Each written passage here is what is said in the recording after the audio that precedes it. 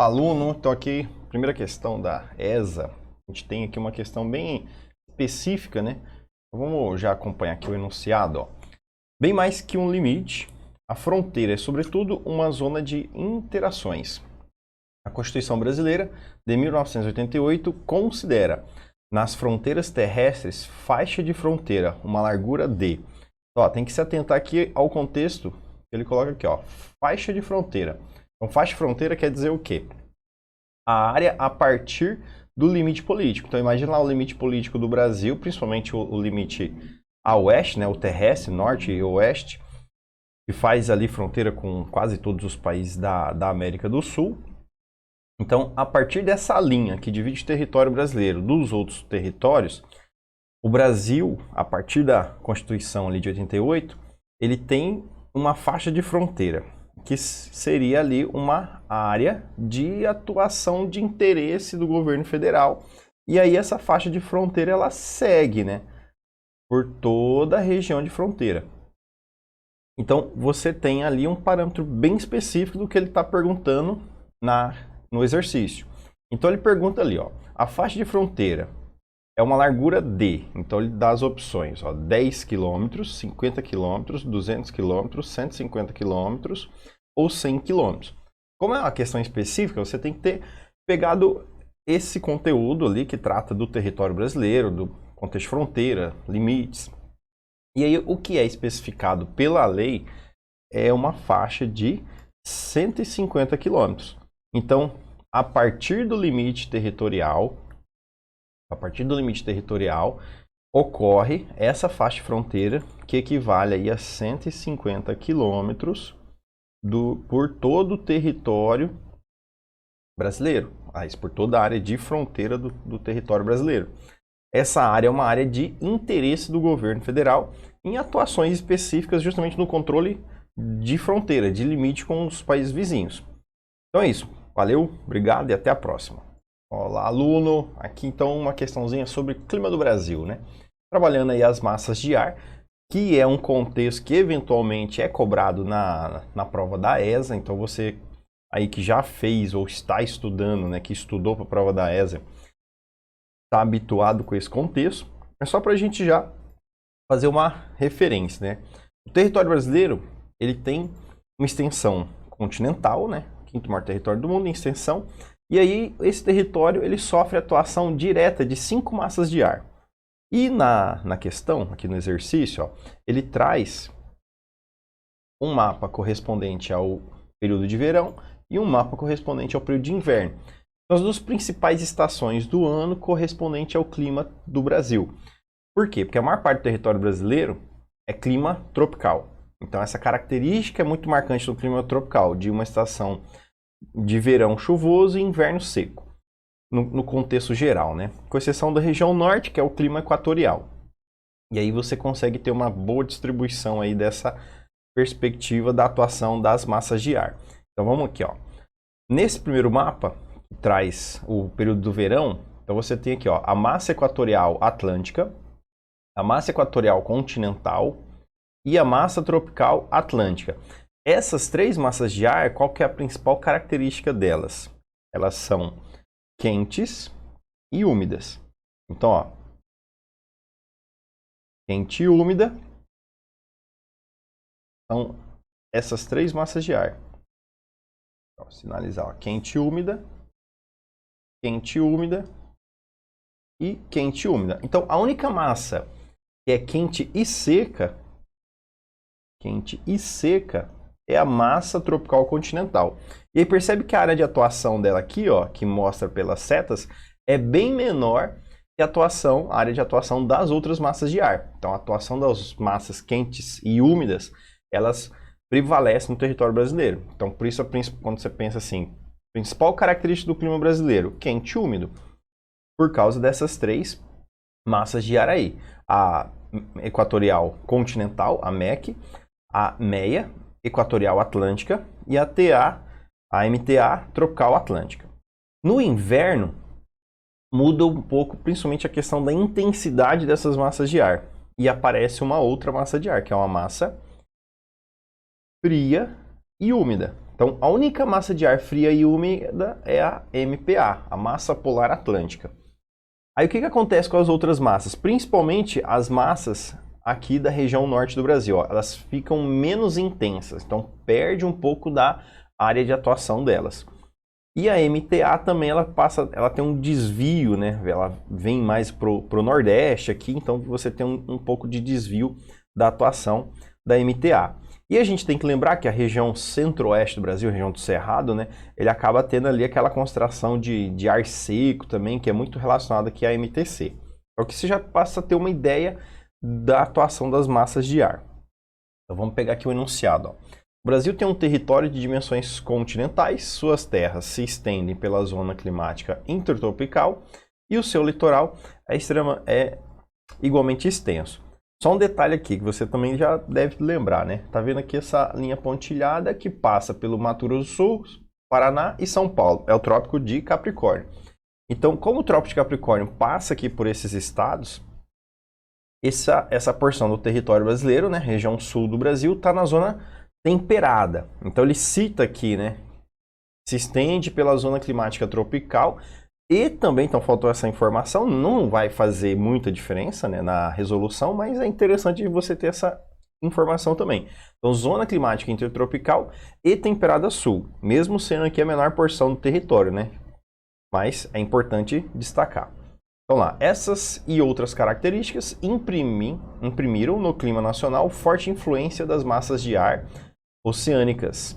Observe as massas de ar que atuam no território brasileiro e analise as afirmativas abaixo. Então vamos às afirmativas. A primeira afirmativa aqui, as massas de ar equatoriais e tropicais têm sua atuação atenuada no inverno, em função do avanço da massa polar atlântica. Então veja só, massas equatoriais e tropicais têm a sua atuação atenuada, ou seja, elas ficam mais fracas. Então, de fato, aquilo que a gente tinha falado, a MEA, a MEC e a tropical atlântica, elas vão mudar de comportamento e uma diminuição da área de atuação, principalmente no que se refere às massas equatoriais.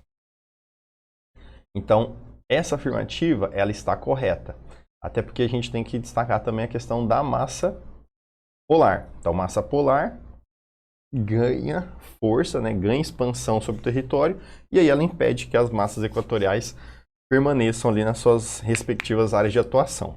Aí, segunda afirmativa. Em grande parte da Amazônia, o clima é quente e úmido o ano inteiro, porque permanecem atuando massas quentes e úmidas, massa equatorial continental e massa equatorial atlântica. Então veja só, a região amazônica, inclusive a gente tem até um trocadilho, né, uma brincadeira em relação ao clima equatorial. A gente sempre fala o quê? Que no clima equatorial chove todo ano. Na estação chuvosa chove o dia inteiro e na estação seca chove todo dia. Ou seja, mesmo no inverno ocorre temperaturas elevadas e chuvas constantes. Então, o clima equatorial ele tem essa característica permanente. Clima quente e úmido em toda a região amazônica. Então, também confere. A 1 e a 2, até aí estão tranquilas. Aí na afirmativa 3. Na área central do país, por consequência do encontro das massas, da massa tropical atlântica e a massa polar atlântica, forma-se uma frente fria e a ocorrência de fortes chuvas no inverno. Vamos lá. Primeiramente, a região central do Brasil, ó, a área central do país, é a região do Planalto Central, Cerrado, Centro-Oeste. E a gente sabe que no período de inverno, essa região tem menos chuvas. Então ela tem essa alternância, né? O inverno é seco e o verão é chuvoso. Então já começa aí pelo contexto da área que ele está dizendo, a área central do país. A área central do país não chove. E aqui ele está dizendo que possui chuvas fortes. Então só que já dá para a gente eliminar essa afirmativa, né? Aí na afirmativa 4. Ó. No clima subtropical ocorrem verões amenos e invernos rigorosos, com chuvas mal distribuídas ao longo do ano, consequência da ação dominante da massa polar atlântica, MPA. Então você, como estudou muito aí para a ESA já, ou está se preparando para a ESA, você sabe já da característica dos climas do Brasil. E a gente sabe que o clima subtropical, ele não tem essas características. Então a gente começa aqui, por exemplo, ó, os verões na região de clima subtropical. Qual que é a região de clima subtropical? É essa região aqui, ó, região sul do Brasil, que está na região temperada, né, que está ali ao sul do Trópico de Capricórnio. Então vamos lá. O clima subtropical vai ter verões quentes, média normal dos climas tropicais. E inverno, a gente não tem inverno rigoroso no Brasil. Então, o inverno no clima subtropical é o inverno ameno. E as chuvas, olha só, são bem distribuídas. Então, a gente já matou a questão. Alternativa ali, ó, então vai ser a número 1 e a número 2, as afirmativas corretas. Então, a alternativa é a letra E, 1 e 2. Então é isso, valeu, até a próxima. Um aluno, aqui então mais uma questãozinha. Vamos lá. Sistema Nacional de Unidades de Conservação, conhecido como SNUC, foi criado pela Lei 9.985, de 18 de julho de 2000. É relativamente recente essa lei, né?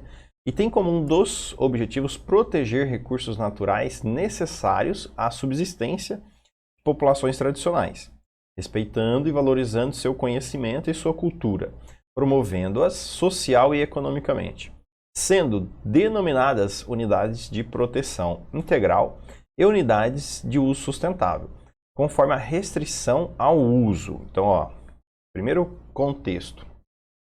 Você tem unidades de proteção integral e unidades de uso sustentável. São coisas diferentes, olha só. Uso sustentável e proteção integral. Aí ele quer saber o quê? Entende-se por unidade de conservação de uso sustentável. Então, o que se enquadraria nesse uso sustentável? Principalmente quando você pega aqui, ó, a referência que ele te dá de conservação, a conservação de uso sustentável. Então, quando a gente fala de uso sustentável, você vai lembrar de várias discussões ou de aulas aí, que uso sustentável, sustentabilidade se refere a você usar os recursos de tal maneira que você consiga garantir que esse recurso seja utilizado em futuras gerações. E quando você pega o conceito de conservação, você vai lembrar que, por exemplo, conservação é diferente de preservação. Em que sentido? Imagina lá, uma conserva. Todo mundo já deve ter comido alguma conserva, né? Ou pelo menos já viu alguma conserva. Por exemplo, milho em conserva. Ele pode ser utilizado de forma fracionada e ele vai durar mais tempo. Então, a conservação de sustentável não quer dizer que o recurso vai acabar, mas o recurso vai durar mais tempo, que é simplesmente você ir lá e pegar tudo e usar.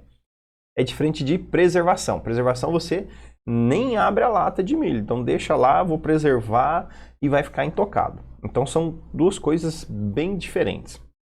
Aí quando a gente pega aqui as opções, você tem, ó, reserva extrativista, estações ecológicas, parques biológicos, monumentos naturais e parques nacionais.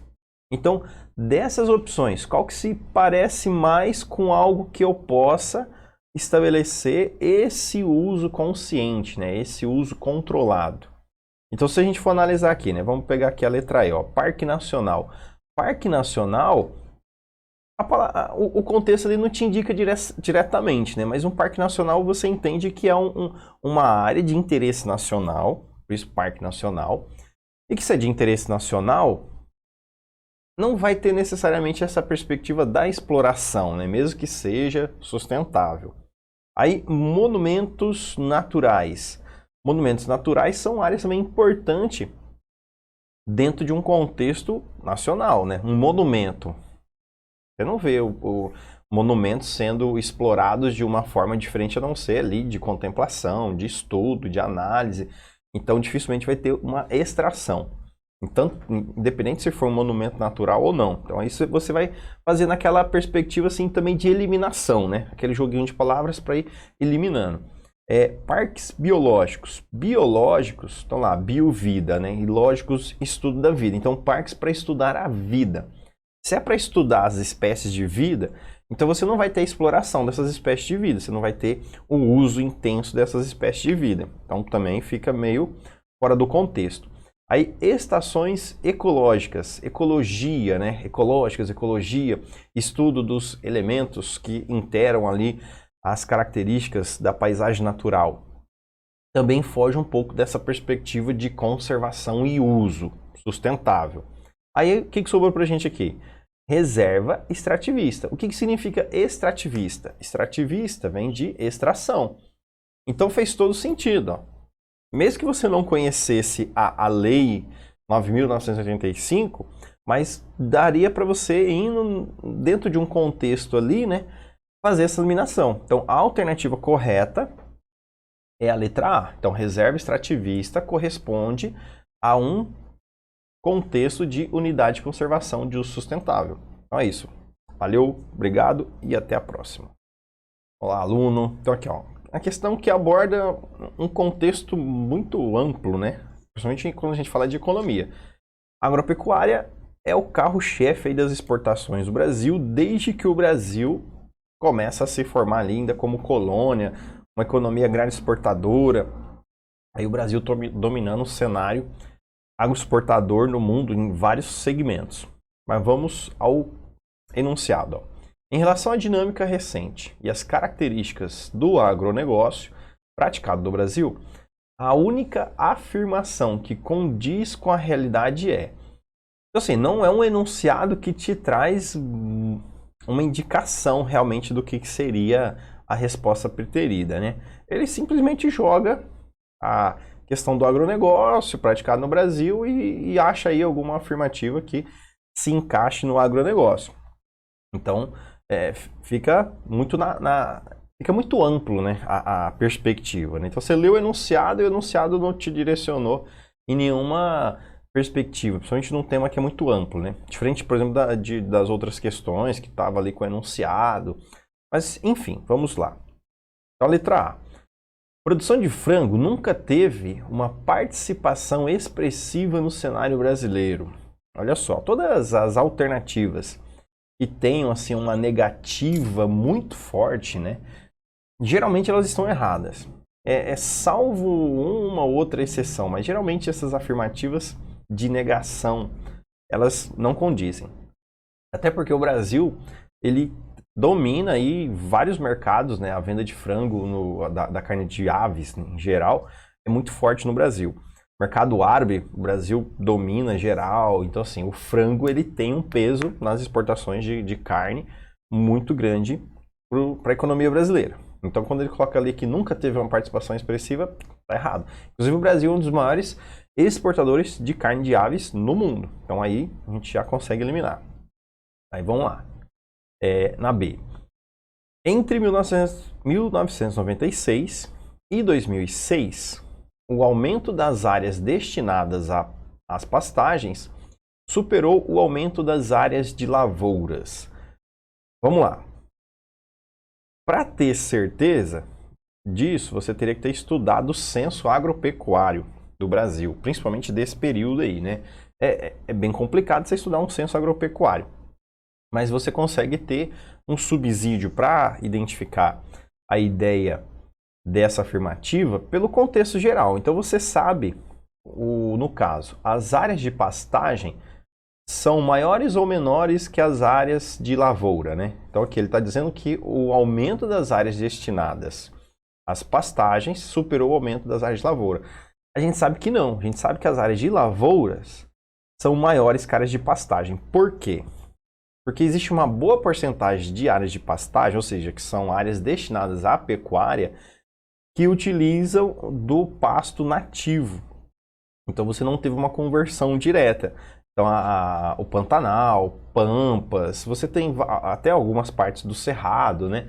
Você tem áreas de vegetação nativa que empregam a atividade da pecuária. Então não necessariamente teve uma modificação direta ali da paisagem. Então quando a gente analisa as áreas que foram transformadas, modificadas, as áreas de lavoura são maiores.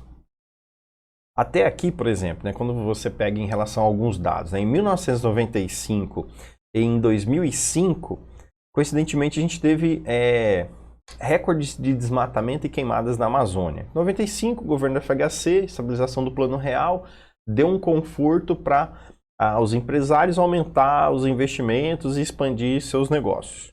Em 2005, a valorização do preço das commodities era o governo do Lula, né? Então as commodities estavam muito altas, principalmente a soja, o milho, que o Brasil sempre é campeão nas exportações. E aí a galera também apertou o passo ali para desmatar algumas regiões da Amazônia.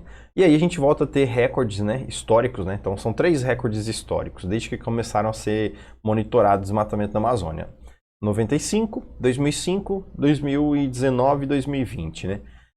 Aí faz a gente pensar, tá desmatando a Amazônia, tá aumentando a área de pasto. Aí a gente tem que lembrar o seguinte, que toda vez que ocorre o avanço da fronteira agrícola, então ocorre desmatamento, aí vem a inserção do pasto, só que o pasto é para dar tempo do quê? De chegar à infraestrutura, de terminar de fazer a limpeza do local. E logo em seguida, se o solo for adequado, já vem a substituição para a agricultura, né? Tanto é que o rebanho bovino, ele vem alternando, né? Os estados com maior rebanho bovino vêm sendo alternados. Se a gente pegar ali antes da década de 90, o estado do Paraná tinha o maior rebanho. Aí você vai tendo ali uma alternância. Mato Grosso do Sul já teve maior rebanho bovino, hoje está em quinto. Mato Grosso já teve maior rebanho, está perto de perder para o estado do Pará. Então você vai tendo essa alternância. Mas as áreas de lavouras, elas ocupam aí uma área relativamente maior, por causa daquela situação das pastagens naturais. Aí, na C, considerando-se o aumento das áreas de lavoura entre 1996 e 2006, os melhores resultados vieram da região sul. Olha só, ele está dizendo aqui, ó, aumento das áreas de lavoura. Então quer dizer que a região sul teve o maior aumento de área de lavoura. A região sul é uma das regiões mais tradicionais da produção agrícola. Então é considerada aí o celeiro do Brasil, a região que abastece o mercado interno. E isso vem desde o século XIX, nessa implantação, esse fortalecimento da agropecuária na região sul. Principalmente da agricultura. Então você tem um destaque para a pecuária na região sul, mas a agricultura é muito forte. Então, quando a gente fala ali, considerando o aumento das áreas de lavoura entre 1996 e 2006, os melhores resultados vieram da região sul. Então, fica muito pesado para a região sul, que já era uma região tradicionalmente voltada para essa atividade. E lembrando que a gente tinha expansão, principalmente em quais regiões? No centro-oeste e no norte do país. Então, dificilmente a região sul ia se destacar em relação a essas duas regiões. E no caso, aqui foi campeã nesse período, foi a região centro-oeste. E aqui na letra D, estudos recentes apontam uma tendência de diminuição do número de estabelecimentos rurais especializados. O que é estabelecimento rural especializado? É estabelecimento, é propriedade rural que desenvolve monocultura. Monocultura, geralmente, está cada vez mais mecanizada, modernizada. Isso significa que são atividades especializadas. Então hoje é muito claro, você tem áreas destinadas para cultivo de cana, áreas destinadas para cultivo de eucalipto, as florestas, a silvicultura, então para soja, para milho. Então é muito bem especificado, então é especializado, então não está ocorrendo diminuição. Pelo contrário, está aumentando. Aí chegamos aqui na letra E. Ó. No que diz respeito à pecuária bovina, percebeu-se uma tendência de interiorização nas últimas décadas. E a interiorização aqui vem nos dois sentidos, né? De interior do Brasil e interior em relação ao espaço urbano, né? Então, assim, a pecuária ela tem uma tendência hoje de se distanciar um pouco do espaço urbano em função das agroindústrias. Então, as agroindústrias geralmente estão mais próximo do espaço urbano e aí elas ocupam uma área, por exemplo, usinas de álcool e açúcar, usina de papel e celulose. Então, geralmente essas agroindústrias elas acabam se estabelecendo próximo das cidades para aproveitar ali a logística da cidade e a questão da mão de obra. E aí a pecuária acaba indo mais para o interior. E você tem a questão do interior, como eu tinha dito, né? O rebanho ele está sendo levado para as novas frentes pioneiras, né? O avanço ali da fronteira agrícola. E aí tem essa interiorização do Brasil. Então, centro-oeste e norte. Aí, o centro-oeste é a região que tem o maior rebanho bovino. E o Norte está caminhando aí para se destacar, né? O estado do Pará já cresceu muito aí em termos de rebanho e é o estado que a tendência é o que vai ter o maior crescimento de rebanho bovino. Então faz todo sentido essa perspectiva aqui, ó, de interiorização nas últimas décadas. Então, como a questão, né, não traz esse enunciado para balizar, né, então a gente consegue mesmo assim fazer essa análise dos itens e a gente chega então na alternativa aí. Então é isso, moçada. Valeu, obrigado e até a próxima. Olá, aluno. Então aqui uma questãozinha sobre população, né, para a gente fazer uma análise aqui. Essa já traz o enunciado, né, e aí é importante a gente fazer a leitura desse enunciado. Então vamos lá, li o texto da campanha do Ministério da Saúde em favor da amamentação publicada em 2008. Olha só, 2008, nada mais natural que amamentar, nada mais importante que apoiar. Amamentação, participe, apoie a mulher. O uso deste tipo de campanha pelo governo federal do Brasil está diretamente relacionado. Então vamos lá, por que o governo federal utiliza uma campanha para favorecer aí a amamentação? Aí você tem que lembrar o quê? Por que é importante a amamentação, né? Por que vai ser importante a mãe desenvolver a amamentação? Primeiro ponto, a amamentação vai garantir uma nutrição mínima para a criança. Então ela vai estar tendo um alimento completo e aí ela tem ali uma nutrição mínima. Porque se a mãe não faz a amamentação, aí ela vai ter que substituir por outros alimentos. Então nem sempre a mãe tem acesso a outros alimentos que vá dar aquele subsídio nutricional para a criança ali que está em desenvolvimento. Segundo ponto é a questão de anticorpos. Então, a mãe está oferecendo diretamente ali para a criança os seus anticorpos. Então isso entra muito na questão de doenças. E aí você tem que lembrar o seguinte, que a criança até 1 ano de idade é a fase mais vulnerável de qualquer ser humano. Então, do zero, né, do nascimento até 1 ano de idade, é justamente um dos períodos ali que você toma muitas vacinas, justamente para fazer essa prevenção de doenças. Aí até os 5 anos de idade é o período que você vai tomar ali reforços, né, novas vacinas, enfim. É um período mais crítico, do 0 a 1 ano de idade. Então, se ele está focando na amamentação, é justamente para cuidar do quê? Dessa criança de 0 a 1 ano de idade. No caso da amamentação, o governo, o Ministério da Saúde, ele sugestiona de até 2 anos, né? Mas, o máximo possível. Aí a gente vai ali nas opções, veja só. A primeira opção, ó, as altas taxas de mortalidade infantil que ainda persistem no país.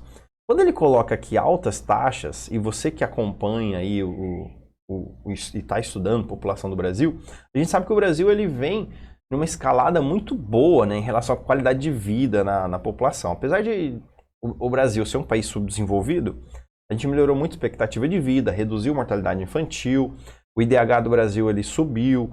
Então teve várias perspectivas populacionais que melhoraram. Então às vezes na primeira passada aqui, você já fala, não, o Brasil não tem altas taxas de mortalidade infantil. Então vamos pensar que nós estivéssemos ali fazendo a prova e aí numa primeira sacada já fala, não, o Brasil não tem altas mortalidade infantil. Aí a gente passa para as próximas, ó. Aí na letra B ele coloca ali, ó, a difusão da ideologia de gênero. Então assim, se você pensou, né, tu pediu ali marcar a letra B, então você tem que voltar e estudar o que é ideologia de gênero, né? Então assim, não faz sentido. Eles colocaram aqui só para dar uma... Não tinha outra perspectiva ali, né? Colocou difusão da ideologia de gênero. Não faz sentido nenhum. Então não tem possibilidade. É descarte. Aí na letra C, a necessidade de fragilizar a ação de multinacionais que monopolizam o comércio de laticínios. Veja só, o governo ele estaria incentivando a amamentação para que as multinacionais fossem fragilizadas, fossem prejudicadas, porque daí eles não vão vender leite para as crianças. Se a mãe está amamentando, ela não vai comprar leite. Então é um tanto quanto estranho, né? E também não faz sentido o governo tentar atrapalhar um segmento de multinacional utilizando esse tipo de estratégia. Então, assim, é muito teoria da conspiração essa afirmativa. Então, aqui também você pode eliminar Muita tranquilidade. Aí, letra D.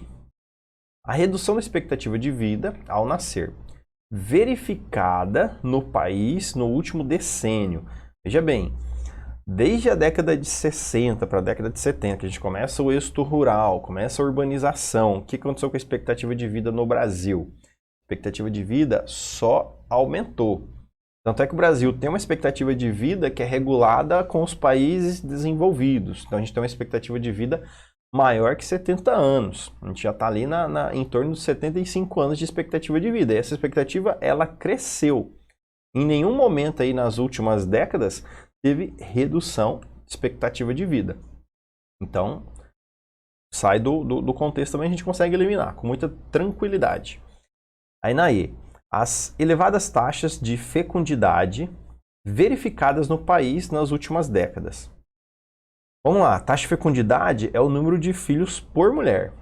E a gente sabe que as mulheres estão tendo cada vez menos filhos. E quando ele coloca elevadas taxas, também sai do contexto.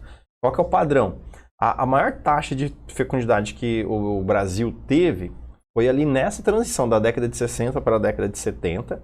Então, a média de filhos por mulher ali nessa transição era de um pouco mais de 6 filhos, né? Então não chegava a 7 filhos.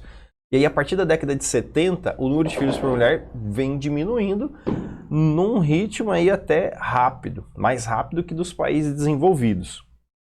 Se a gente for comparar o processo evolutivo, né, a transição demográfica que ocorreu na maior parte dos países desenvolvidos, ela durou em torno de um século. Aqui no Brasil, a gente está fazendo a transição demográfica aí em torno de meio século. Então, a gente não tem elevadas taxas de fecundidade. Então, desde do êxodo rural, a taxa de fecundidade caiu. Então, a gente eliminou B, C, D e E. Aí a gente volta para a letra A. Então, ó, aí a gente tem que pegar outra ideia aqui, ó. A campanha, ela é de 2008. Então, vamos analisar a mortalidade infantil nesse contexto, ó. Se a gente pegar a mortalidade infantil em 2000, ó, a taxa de mortalidade infantil em 2000 era de 29 mortes a cada 1.000 nascidos. Então, a cada 1.000 nascidos morria antes de completar um ano de idade. 29 em 2000, ó. 2000 era de 29 crianças. Então, 29 cada grupo de 1.000. Aí, em 2010, passou para 17, ó. 2010 passou para 17,22. Então, 2008 está nesse percurso. Então quer dizer o quê? Que 30 mortes, né, 29 ali, em torno de 30 mortes de crianças a cada grupo de 1.000 é um número elevado. E aí o que o governo fez? Ele começou a trabalhar justamente para reverter essa alta taxa de mortalidade infantil. Não é tão elevada, por exemplo, quanto países africanos, alguns países asiáticos e até inclusive alguns países aqui da América Latina. Só que também não está próximo dos países desenvolvidos. Aí o governo vai trabalhar campanhas para redução da mortalidade infantil. Aí quando a gente chega, dados assim mais atualizados, ó, 2015, a expectativa, aliás, a mortalidade infantil está em 13. É o adequado? É o padrão dos países desenvolvidos? Ainda não. Então a gente ainda tem um caminho aí para poder melhorar. A gente pode reduzir mais a mortalidade infantil. E aquela questão, aquela perspectiva, né? Quando você leu ali altas taxas, aí isso acaba dando uma pressão para essa afirmativa, né? Mas aí tem que levar em conta isso, ó, o ano que ele colocou a campanha, então 2008. E aí o Brasil estava sim trabalhando no processo de reversão da mortalidade infantil. E aí já criou uma tendência. Então já conscientizou a amamentação, já conscientizou aí um processo mais favorável para a redução da mortalidade infantil. E aí por isso que a gente não vê já o governo trabalhando tanto nessas campanhas. Mas, pela eliminação e pelo contexto, então a gente consegue sim marcar com toda certeza aí a alternativa A. Então, as altas taxas de mortalidade infantil que ainda persistem no país. É isso, então, obrigado, até a próxima. Olá, aluno, então aqui mais uma questãozinha, trazendo uma discussão aí acerca das subdivisões da região Nordeste. E aí nós temos, ó, marcado por diferentes características físicas, o Nordeste brasileiro é comumente dividido em 4 sub-regiões. Ele vai citar essas 4 sub-regiões, Meio Norte, Sertão, Agreste, Zona da Mata. E aqui está numa ordem de oeste para leste. Então ele colocou na ordem certinho aí, ó. Então, Zona da Mata Litoral e o Meio Norte ali na transição da Amazônia, né? Aí lembrando lá, que a Zona da Mata é a menor, aliás, é a faixa litorânea, aí o Agreste é a transição da Zona da Mata para o Sertão é a maior sub-região, que compreende ali o polígono das secas também, né? E o Meio Norte é a transição do Sertão para a Floresta Amazônica. Então você tem 2 zonas de transição, Zona da Mata e Agreste, são zonas de transição. Aí o Sertão e a Zona da Mata já são biomas específicos, biomas diferentes. Então lá, das características abaixo, a única que não se encontra diretamente relacionada às peculiaridades da Zona da Mata. Então, o que a gente não tem na Zona da Mata Nordestina? Vamos lá, o que a gente tem que lembrar da Zona da Mata Nordestina? Foi a primeira região a ser ocupada no Brasil. Aí desenvolveu a atividade da cana-de-açúcar, né? Então a atividade açucareira foi muito intensa. Isso fortaleceu a ocupação litorânea. Tanto é que se você pegar a distribuição das capitais, ali que são as principais cidades de cada estado, só tem uma capital que não está no litoral, que é a capital do Piauí. Então todas as outras capitais, elas estão ali posicionadas no litoral. E as grandes cidades, então, estão localizadas no litoral. Então você tem a região mais urbanizada, maior concentração demográfica, os principais centros econômicos, a mais industrializada. E aí a gente tem que lembrar o quê? Pô, se teve atividade açucareira na Zona da Mata, então tinha algo ali que favorecia o cultivo da cana. E aí esse cultivo da cana, ele precisa de clima úmido e e solo fértil. Então, já vai fazendo associações. Porque o que ele coloca aqui nas opções são características físicas, né? Com exceção aqui da letra E, presença de latifúndios, aí você vai ter um contexto aqui praticamente de características físicas, né? Solo de massapê, vegetação da caatinga, clima tropical úmido, planícies e tabuleiros litorâneos. Aí, o latifúndio que é uma questão de estrutura fundiária, né? Então, vamos lá. A Zona da Mata é atividade canavieira. Então, o que não tem na Zona da Mata, né? Então, lá, a única coisa que não se encontra, Então, vamos pegar aqui a ideia do latifúndio, né? Já que é a única característica que não é físico-natural. Então, atividade açucareira, aí você lembra lá do contexto colonial, as capitanias hereditárias, as sesmarrias e todo o processo de concentração de terras no Brasil, e você já sacou. Então, presença de latifúndios é algo equivalente à Zona da Mata. Então, temos latifúndios na Zona da Mata? Sim, temos, que é herança do processo colonial, ocupação ali colonial. Planícies e tabuleiros litorâneos. Se você sabe que a Zona da Mata está no litoral, então grande chance de ter tabuleiros litorâneos. O que são os tabuleiros? Olha só. Tentar fazer um desenho aqui, ó. A planície é a parte mais baixa. E ali é muito comum, inclusive a gente tem alguns locais, né, em vários locais ali, presença de falésias, que é aquele paredão. Então você tem o litoral, aí você tem aquele paredão. Aquele paredão é a falésia. E aqui em cima é o tabuleiro. Que é um platô, né? Que seria ali o início do planalto. Então você tem aqui, ó, a planície.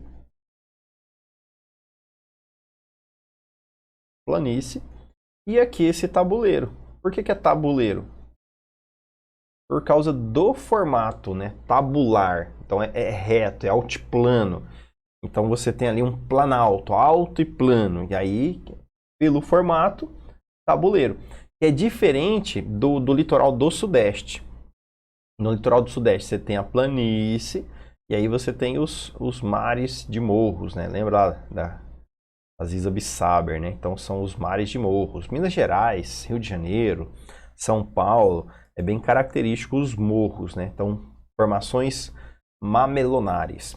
Mas não é essa a questão, né? Vamos voltar então para o Nordeste. Aí, confere. Então, nós temos planícies e tabuleiros litorâneos. Então, confere com a zona da mata. Aí, C. Clima tropical úmido. Então, se você lembrar, por exemplo, lá daquela questão das massas de ar, aí você vai lembrar ali que tem a atuação da massa tropical atlântica no inverno e no verão você tem a massa equatorial atlântica que atua ali no litoral do Nordeste. E pelo fato de estar também próximo ali do litoral, isso potencializa a umidade. Então, não é regra para o Nordeste, né? Porque o litoral norte do Nordeste, Ceará, Piauí, parte do Maranhão, não tem um clima tropical úmido, né? Parte do Rio Grande do Norte, Ceará, Piauí, parte do Maranhão. Mas, em se tratando da zona da mata, sim, clima tropical úmido. E aí você tem que pegar uma outra referência.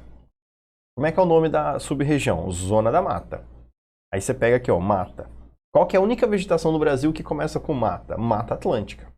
Então, a Mata Atlântica, sim, é que às vezes a gente esquece, né? A Mata Atlântica no Nordeste, ela foi praticamente eliminada, né? Lá desde o período colonial, mas enfim. Zona da mata, por quê? Porque tem mata.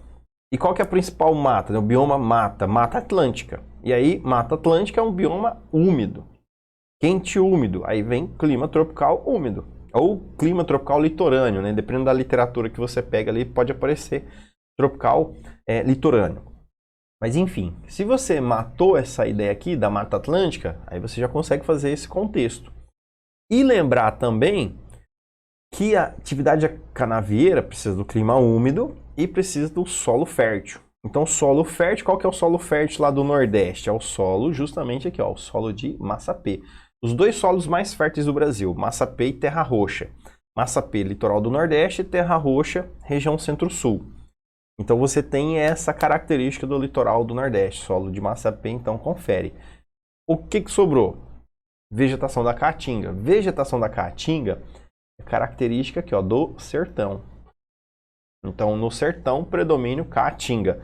No litoral, a gente vai ter uma outra especificação da paisagem natural. Então, a alternativa correta aí é a letra B. Então é isso, moçada. Valeu, obrigado. Até a próxima, hein?